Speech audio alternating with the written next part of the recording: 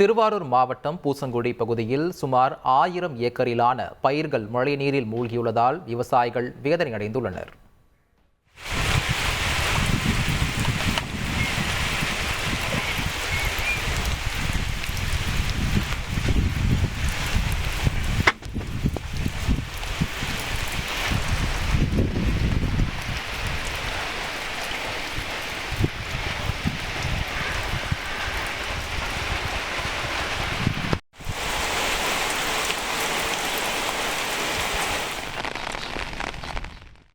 நான்கு லட்சம் ஏக்கர் பரப்பளவில் சம்பா சாகுபடி பணிகள் விவசாயிகள் கடந்த ஒரு மாதத்திற்கு மேலாக ஈடுபட்டு வருகின்றனர்.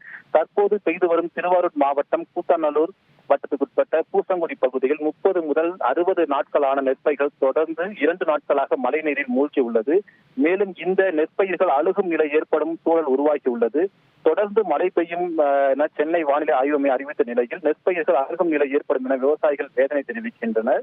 மேலும் இப்பகுதியில் உள்ள வடிகால் வாய்க்கால் தூர்வார வேண்டும் என விவசாயிகள் கோரிக்கை விடுத்துள்ளனர். இதே போல பூசங்குடி, பெரிய கொத்தூர், சின்ன கொத்தூர், நாகராஜன் கோட்டகம், மேலமணலி, ராமானுஜ மணலி, திட்டச்சேரி, ஓகைப்பேரையூர், கருப்பூர், நொச்சிக்குடி உள்ளிட்ட பல்வேறு இடங்களில் சுமார் 1000 ஏக்கர் நெற்பயிர்கள் மழைநீரில் மூழ்கியுள்ளது என விவசாயிகள் வேதனை தெரிவிக்கின்றனர்.